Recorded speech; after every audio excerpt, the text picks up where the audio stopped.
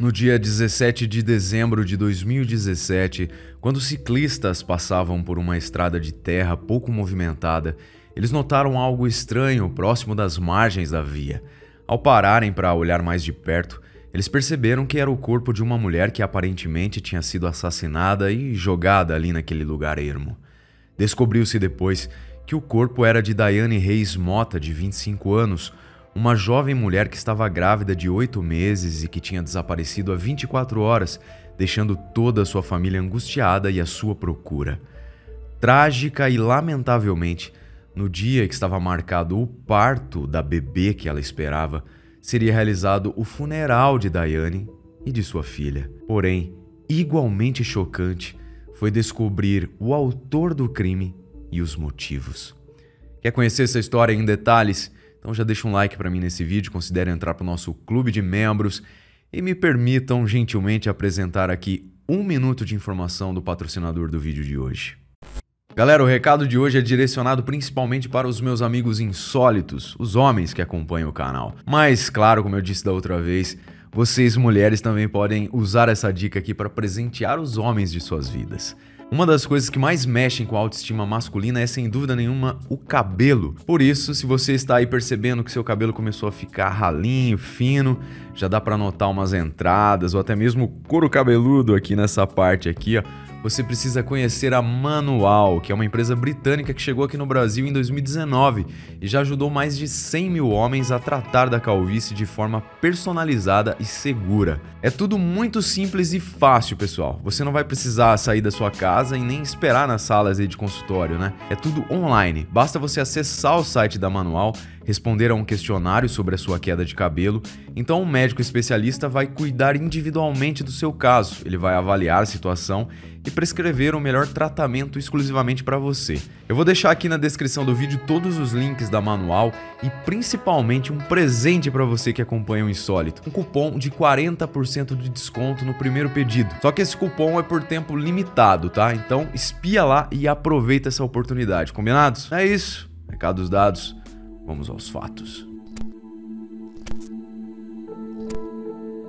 Daiane Reis Mota, de 25 anos, era casada com Adilson Prado Lima Júnior, também de 25 anos.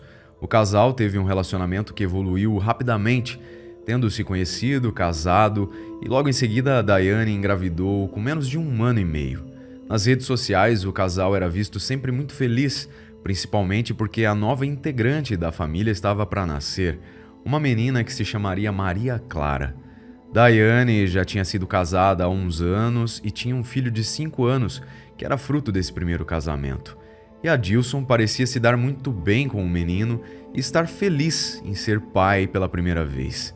O casal vivia em uma casa na cidade de Serrinha, localizada na Bahia. Eram evangélicos e quem os via facilmente poderia achar que eles eram uma família perfeita. Nas fotos do chá de bebê realizado em outubro de 2017, eles demonstravam ansiedade pela chegada da bebê que completaria a família.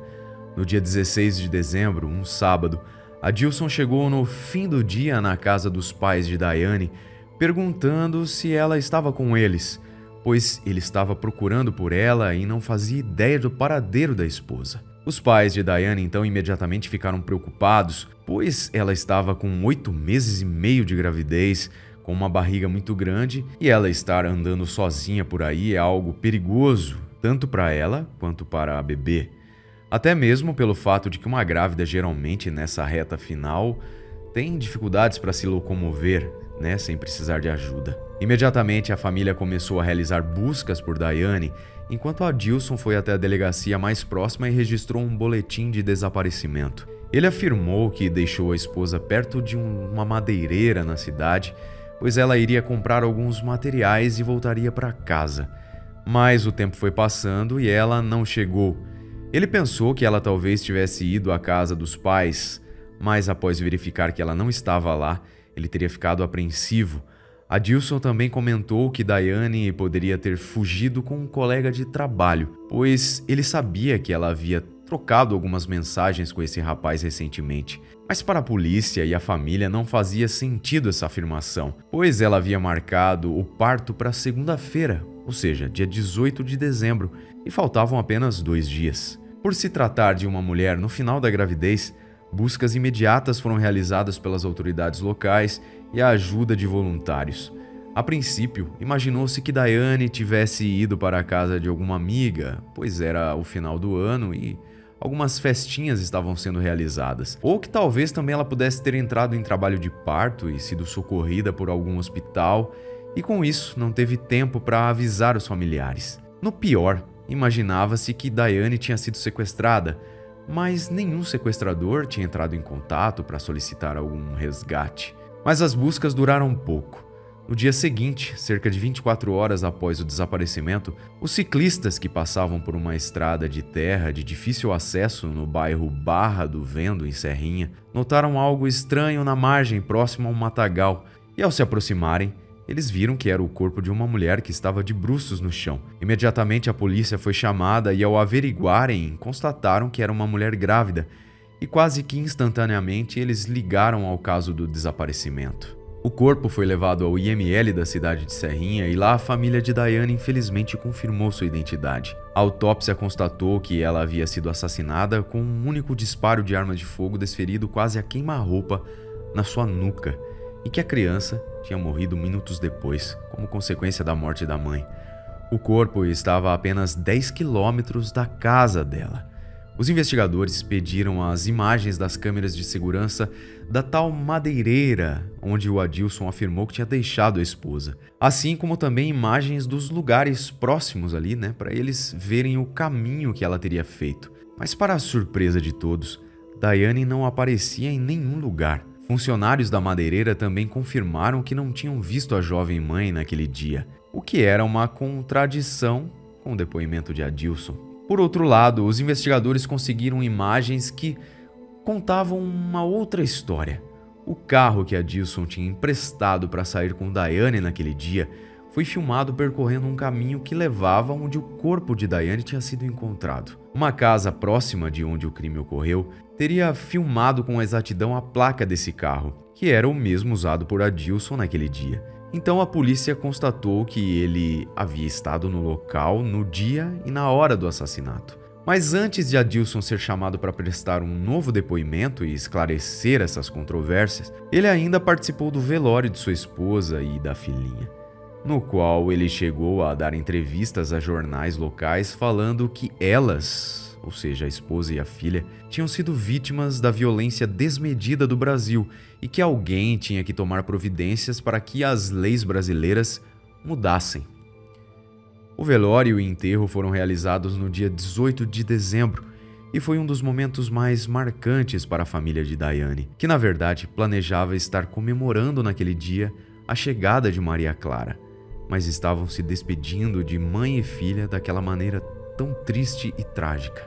Adilson foi levado para a delegacia antes que realizassem o enterro das vítimas. Na delegacia, ele foi confrontado com as provas que eram contra o seu depoimento inicial. E mesmo assim, durante um tempo, o rapaz tentou apresentar justificativas e histórias conflitantes de onde ele tinha ido com Daiane, mas todas elas apresentavam falhas e no final, Adilson Lima Jr. acabou confessando o crime. Segundo as fontes que relatam o caso, Adilson era um homem controlador e ciumento. Ele frequentemente checava o celular da esposa, dizia com quem e quando ela poderia sair e o que ela poderia fazer, mas a maior parte desses problemas eram mantidos entre os dois. Suas crises de ciúmes não eram novidades apenas para a família, tanto da parte dele quanto da parte da Daiane. O pai de Adilson havia o chamado para uma conversa e o questionou da seguinte forma: "Você acha que um relacionamento que começa desse jeito vai pra frente?" Mas em público, Adilson falava manso, era gentil, educado, carinhoso.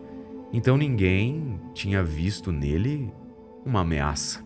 Algumas semanas antes do crime, Adilson tinha visto no celular de Daiane que ela estava trocando mensagens com um colega de trabalho, o que fez com que ele explodisse em ciúmes e suspeitasse que ela estava o traindo. Mas, para deixar bem claro aqui, abduzidos, nenhuma fonte afirma categoricamente que ela realmente tenha feito isso e muito menos relatam o teor dessas tais mensagens. Depois disso, ele teria pegado uma arma emprestada com um amigo e passou a fazer ameaças a Diane que, por algum motivo, não teria manifestado os acontecimentos a nenhum dos seus familiares. O casal, então, depois disso, teria continuado levando a vida ali e Diane talvez pudesse supor que tudo estava bem, mas no fundo, Adilson estava remoendo essa dúvida de que era possível que a filha que a esposa dele estava esperando não seria dele, e sim desse suposto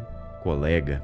Tomado então por um ciúme doentio e a dúvida inquietante sobre a paternidade, ele decidiu agir. No dia 16 de dezembro, então, aquele sábado, ele teria almoçado com Diane na casa dos pais dela e depois pediu o carro emprestado ao irmão de Diane para poder levá-la a um suposto terreno que ele dizia que queria comprar para construir a nova casa da família. Diane entrou no carro e foi junto. Adilson a levou então até um trecho de difícil acesso, bem afastado, em meio ao mato, que tinha somente uma estrada de terra. Ele ajudou a mulher a descer do carro e enquanto Diane olhava ali em volta, ele pegou a arma e deu um tiro em sua nuca. Diane sequer teria notado o perigo. Ela literalmente foi morta sem sequer perceber o que estava para acontecer. Adilson não se deu nem ao trabalho de esconder o corpo. Ele simplesmente entrou no carro e foi embora, deixando ali a esposa sem vida e um bebê que morreria logo em seguida. Ele devolveu o carro ao irmão da Diane e disse que estava tudo bem com ela. Depois ele ainda teria parado em um bar como se nada tivesse acontecido para festejar com amigos. Olha só o que uma mente pode fazer, não é? No final do dia, ele então teria avisado a família do desaparecimento. Ele fez o tal boletim e passou a madrugada de sábado para domingo ajudando nas buscas pela esposa. Ele demonstrava estar preocupado e aflito com o desaparecimento de sua amada e de sua filhinha. Após a confissão, todos da família ficaram em choque. Embora soubessem que ele era um homem ciumento, como dito antes, ninguém via nele uma ameaça real. Adilson confessou onde teria deixado a arma do crime, mas ela nunca foi encontrada, o que levou a polícia a teorizar que talvez ele teria tido um cúmplice, mas isso também nunca foi provado. Adilson Prado Lima Jr., de 25 anos, foi preso e acusado de feminicídio e aborto contra a vontade da mãe. Embora preso, ele tinha certeza que a criança não era sua filha. Porém, um teste de DNA foi feito e divulgado 8 meses depois, em agosto de 2018, e esse teste acabou confirmando que ele era de fato o pai biológico de Maria Clara. Na manhã do dia 7 de abril de 2022, o julgamento do réu teve início no Fórum Luiz Viana Filho, onde 7 testemunhas, entre elas parentes de Diane, deram seus testemunhos e Adilson se recusou a responder a algumas perguntas da promotoria. A única coisa que ele falou foi que tinha agido por impulso. O julgamento durou quase o dia inteiro, tendo terminado quase às 23 horas daquele dia. Ao final, Adilson Prado Lima Jr. foi considerado culpado de homicídio qualificado com o agravante de feminicídio e também por aborto. Ele foi condenado a 43 anos e 10 meses de prisão em regime fechado. Os pais de Adilson ainda sustentam que o filho não é um criminoso, que ele só cometeu um crime, que antes disso o filho sempre foi muito bom, tranquilo, criado dentro dos padrões da igreja e que para ele ter cometido tal crime, ele deve ter sido pressionado diante das discussões e brigas diárias do casal. E em uma entrevista, ele ainda deixa a sua dúvida aberta. Na cabeça dele, ele ainda acreditava que Diane tinha o traído. Vale ressaltar, abduzidos, que todas as informações aqui apresentadas foram retiradas de matérias sobre o caso que já foram amplamente divulgadas pelos portais de notícias, tá? Em respeito às leis, eu vou deixar na descrição do vídeo as fontes que utilizamos para a confecção desse roteiro. Eu agradeço imensamente a sua companhia, deixe um comentário, não esquece o like e até o próximo vídeo.